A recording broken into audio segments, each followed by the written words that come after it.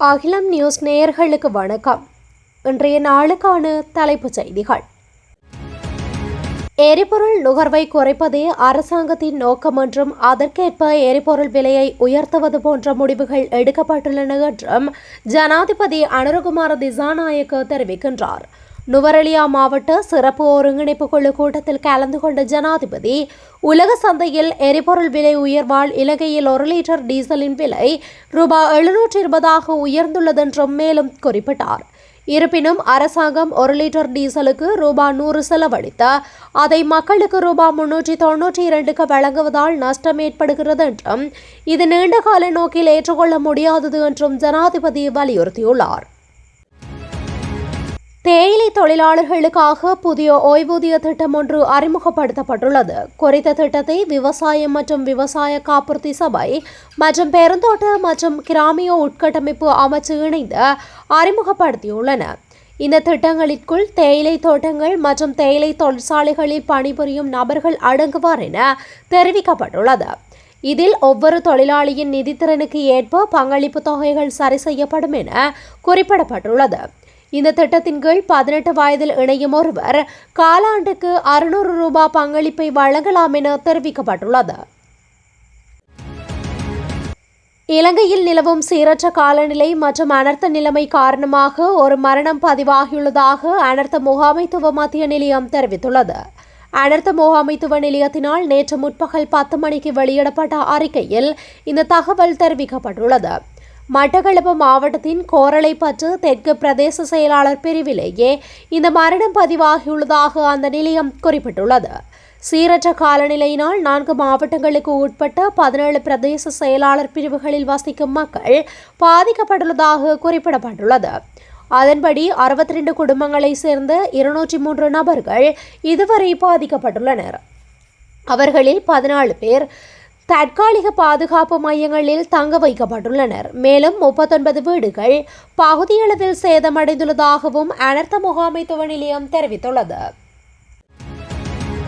2026 ஆண்டின் முதல் 4 மாதங்களில் கொழும்பு துறைமுகத்தில் கொள்கலன் கையாளும் அளவு 13.9% அதிகரித்துள்ளதாக இலங்கை துறைமுக அதிகார சபை தெரிவித்துள்ளது. 2026 ஜனவரி முதல் ஏப்ரல் வரையிலான ஒட்டுமொத்த கொள்கலன் கையாளல் அளவு கடந்த ஆண்டு இதே காலகட்டத்தில் கையாளப்பட்ட 2.56 மில்லியன் சமமான அலகுகளுடன் ஒப்பிடுகையில் 2.91 மில்லியனுக்கும் அதிகமான சமமான அலகுகளை எட்டியுள்ளது. ஏப்ரல் மாதத்தில் மட்டும் துறைமுகம் 7,61,096 சமமான அலகுகளை கையாண்டுள்ளது. இது ஏப்ரல் 2025 விட 22% அதிகம் என்று குறிப்பிடப்பட்டுள்ளது. திருகோணமலை மூதூர் போலீஸ் பிரிவிற்குட்பட்ட ஆலிம்சேனி பகுதியில் ஐஸ் போதைப்பொருள் வியாபாரத்தில் ஈடுபட்ட கணவன் மற்றும் மனைவியை மூதூர் போலீசார் கைது செய்துள்ளனர். மூதூர் போலீஸ் போதைப்பொருள் தடுப்பு பிரிவினருக்கு கிடைத்த ரகசிய தகவலை அடுத்து குறித்த பகுதியில் உள்ள சந்தேக நபர்களின் வீட்டை போலீசார் முற்றுகையிட்டுள்ளனர். இதன்போது போதைப்பொருள் விற்பனை மூலம் ஈட்டப்பட்டதாக கருதப்படும் 7 லட்சம் ரூபாய் பணம், கணவரிடமிருந்து 3.2 மில்லிகிராம் ஐஸ் போதைப்பொருள், மனைவியரிடமிருந்து 200 மில்லிகிராம் ஐஸ் போதைப்பொருள் ஆகியன மீட்கப்பட்டுள்ளன. கைது செய்யப்பட்ட சந்தேக நபர்களை மேலதிக சட்ட நடவடிக்கைகளுக்காக நேற்று மூதூர் நீதிமன்றத்தில் முன்னிலைப்படுத்த போலீசார் நடவடிக்கை எடுத்துள்ளனர். வெசாக் காலத்தில் பொலித்தீன் மற்றும் பிளாஸ்டிக்கை பயன்படுத்த வேண்டாம் என மத்திய சுற்றாடல் அதிகார சபை பொதுமக்களுக்கு அறிவுறுத்தல் வழங்கியுள்ளது. வெசாக் காலத்தில் அலங்காரங்கள் மற்றும் தன்சல்களுக்காகவும் பொலித்தீன் மற்றும் பிளாஸ்டிக் பயன்படுத்தப்படுவது குறித்து அவதானம் செலுத்துவதாக குறித்த அதிகார சபை தெரிவித்துள்ளது. பொலித்தீன், லஞ்சீட்கள், ஒருமுறை பயன்படுத்தும் கோப்பைகள், தட்டுக்கள், கரண்டிகள், கோப்பைகள் போன்ற பொருட்களும் பயன்படுத்தப்படுவதை அவதானிக்க முடிகின்றது. அனைத்து வகையான பொலித்தீன் அல்லது பாலிப்ரோபிலீன் உற்பத்தி தேசிய சமூக சமய, தேசிய கலாசார அல்லது வேறு எந்த விழா அல்லது சந்தர்ப்பங்களிலும் அலங்காரங்களுக்கு பயன்படுத்துதலும் சட்டத்தினால் தடை செய்யப்பட்டுள்ளது. நாட்டிற்கு வடகிழக்காக நிலை கொண்டுள்ள குறைந்த அழுத்த பிரதேசம் தொடர்ந்தும் நிலை கொண்டுள்ளதாக வளிமண்டலவியல் திணைக்களம் எதிர்வு கூறியுள்ளது. இந்த தொகுதி இலங்கையை விட்டு விலகி நகரக்கூடிய சாத்தியம் காணப்படுவதுடன் அடுத்த 48 மணித்தியாலங்களில் படிப்படியாக வலுவிழக்கக்கூடிய சாத்தியம் காணப்படுவதாகவும் அந்த திணைக்களம் குறிப்பிட்டுள்ளது. இதன் தாக்கம் காரணமாக நாட்டில் தற்போது நிலவும் மழை நிலைமை அடுத்த 2 நாட்களுக்கும் தொடரும் என எதிர்பார்க்கப்படுகின்றது. மேல் சப்ரகமுவ, மத்திய, தென், வடமேல் மற்றும் வடக்கு மாகாணங்களிலும் அனுராதபுரம் மாவட்டத்திலும் அவ்வப்போது மழையோ அல்லது இடியுடன் கூடிய மழையோ பெய்யக்கூடிய சாத்தியம் காணப்படுகின்றது. நாட்டில் டெங்கு நோயாளர்களின் எண்ணிக்கை வேகமாக அதிகரித்து வருவதாக டெங்கு ஒழிப்பு பிரிவின் விசேட மருத்துவ நிபுணர் பிரசில்ல சமரவீர தெரிவித்துள்ளார். கொழும்பில் நேற்று நடைபெற்ற ஊடகவியலாளர் சந்திப்பொன்றில் கலந்து கொண்டு அவர் இந்த விடயத்தை குறிப்பிட்டுள்ளார். அவர் மேலும் கூறுகையில், பதிவான மொத்த நோயாளர்களில் சுமார் 50% மேல் மாகாணத்தை சேர்ந்தவர்கள். குறிப்பாக கொழும்பு, கம்பஹா, களுத்துறை, காலி, மாத்தறை, ரத்தினபுரி மற்றும் கண்டி மாவட்டங்களில் டெங்கு பரவல் அதிகமாக காணப்படுகின்றது. குறிப்பாக தாய்மார், குழந்தைகள், முதியோர் மற்றும் நீண்டகால நோய்களால் பாதிக்கப்பட்டவர்கள் டெங்கு அறிகுறிகள் தென்பட்டவுடன் அதிக அவதானத்துடன் செயற்பட வேண்டும் என்றும் தெரிவித்துள்ளார். கொழும்பு மொரட்டுமுள்ள காவல்துறை எல்லைக்குட்பட்ட ஜனதா ஜய மாவட்டத்தில் அமைந்துள்ள 2 மாடி வீடொன்றில் நேற்று தீ விபத்தொன்று ஏற்பட்டுள்ளது. குறித்த வீட்டின் மேல் மாடியில் அமைந்திருந்த வாகன உதிரி பாகங்கள் மற்றும் டயர்கள் களஞ்சியப்படுத்தப்பட்டிருந்த இடமே இவ்வாறு தீப்பற்றியுள்ளது. இந்த தீ விபத்தினால் அங்கிருந்த வாகன உதிரி பாகங்கள் மற்றும் டயர்கள் முற்றாக எரிந்து தீக்கிரையாகியுள்ளதுடன் வீட்டிற்கு சிறு அளவிலான சேதங்கள் ஏற்பட்டுள்ளதாகவும் தெரிவிக்கப்படுகின்றது. அத்துடன் மொரட்டுவ மாநகர சபையின் தீயணைப்பு பிரிவின் தீயணைப்பு வாகனம் மற்றும் நீர்த்தாங்கி ஊர்தி என்பன தீயணைப்பு பணிகளுக்காக ஈடுபடுத்தப்பட்டன. தீயணைப்பு பிரிவு அதிகாரிகளின் கடும் முயற்சியினால் தீ மேலும் பரவாமல் கட்டுப்பாட்டுக்குள் கொண்டு வரப்பட்டது. இந்த தீ விபத்தினால் எவருக்கும் உயிர் சேதங்களோ அல்லது காயங்களோ ஏற்படவில்லை எனவும் தீப்பரவலுக்கான காரணங்கள் இதுவரை கண்டறியப்படவில்லை எனவும் தெரிவிக்கப்படுகின்றது. கொழும்பு கதிர்காமம் பிரதான வீதியின் டிக்வெல்ல பொல்ககமுள்ள பகுதியில் நேற்று காலை இடம்பெற்ற பேருந்து விபத்தில் பலர் காயமடைந்துள்ளதாக தெரிவிக்கப்படுகின்றது.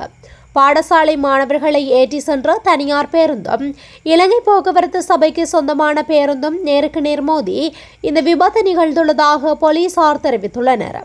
ஹம்பாந்தோட்டை திசையிலிருந்து பயணித்துக் கொண்டிருந்த மாணவர் பேருந்து கதிர்காமம் நோக்கி பயணித்த லங்கம பேருந்துடன் மோதியதில் இந்த கோர விபத்து ஏற்பட்டுள்ளது. நாட்டில் நிலவும் சீரற்ற காலநிலை காரணமாக அதிவேக வீதிகளில் வாகனங்களை செலுத்தும் போது மின்னணு தகவல் பலகைகளில் காட்சிப்படுத்தப்படும் எச்சரிக்கை வாசகங்கள் குறித்து அவதானம் செலுத்துமாறு வீதி அபிவிருத்தி அதிகார சபை ஓட்டுநர்களிடம் கோரிக்கை விடுத்துள்ளது. சீரற்ற வானிலை காரணமாக பகல் நேரத்திலும் இருள் மற்றும் பனிமூட்டமான நிலை காணப்படுவதால் வாகனங்களின் முகப்பு விளக்குகளை ஒளிர செய்தவாறு வாகனங்களை செலுத்துமாறும் ஓட்டுநர்களுக்கு அறிவுறுத்தப்பட்டுள்ளது. பெய்து வரும் கனமழையின் காரணமாக ஏற்பட்ட வெள்ளப்பெருக்கினால் புத்தளம் ரயில் பாதையில் போக்குவரத்தை கட்டுப்படுத்த ரயில்வே திணைக்களம் நடவடிக்கை எடுத்துள்ளது. புத்தளம் ரயில் பாதையின் தில்லாடி பகுதியில் பல இடங்களில் வெள்ளம் சூழ்ந்துள்ளதுடன் நீர்மட்டம் மேலும் அதிகரித்துள்ளதாக தெரிவிக்கப்பட்டுள்ளது. வீதியில் வெள்ளம் சூழ்ந்துள்ளமையால் பயணிகளின் பாதுகாப்பை கருத்தில் கொண்டு ரயில் நேர அட்டவணை திருத்தப்பட்டுள்ளது. அதன்படி கொழும்பு கோட்டையிலிருந்து புறப்படும் புத்தளம் அலுவலக ரயில் உட்பட அனைத்து ரயில்களும் ஹலாவத்த நிலையம் வரை மட்டுமே இயக்கப்படும். இன்று காலை புத்தளத்திலிருந்து புறப்பட வேண்டிய ரயில்கள் ஹலாவத்த நிலையத்திலிருந்து புறப்படும். கணனி அமைப்பு நவீனமயமாக்கல் காரணமாக தற்காலிகமாக நிறுத்தி வைக்கப்பட்டிருந்த ஓய்வூதிய திணைக்களத்தின் சேவைகள் தொடர்பில் அறிவிப்பு வெளியாகியுள்ளது. அதன்படி தற்காலிகமாக நிறுத்தி வைக்கப்பட்டிருந்த குறித்த சேவைகள் இன்று முதல் வழக்கம் போல் மீண்டும் தொடங்கும் என ஓய்வூதிய திணைக்களம் அறிவித்துள்ளது. ஓய்வூதிய திணைக்களத்தின் கணனி அமைப்பை நவீனமயமாக்குவதன் மூலம் பொதுமக்களுக்கு மிகவும் திறமையான சேவையை வழங்கும் நோக்கில் இந்த மேம்படுத்தல்கள் மேற்கொள்ளப்பட்டதாக அந்த திணைக்களம் சுட்டிக்காட்டியுள்ளது. இந்த ஆண்டுக்குள் நாடு தழுவிய ரீதியில் நாட்டின் பல முக்கிய மருத்துவமனைகளில் 16 அதிநவீன இதய வடிகுழாய் செருகும் இயந்திரங்களை நிறுவும் பணியில் ஈடுபட்டுள்ளதாக சுகாதார அமைச்சு தெரிவித்துள்ளது.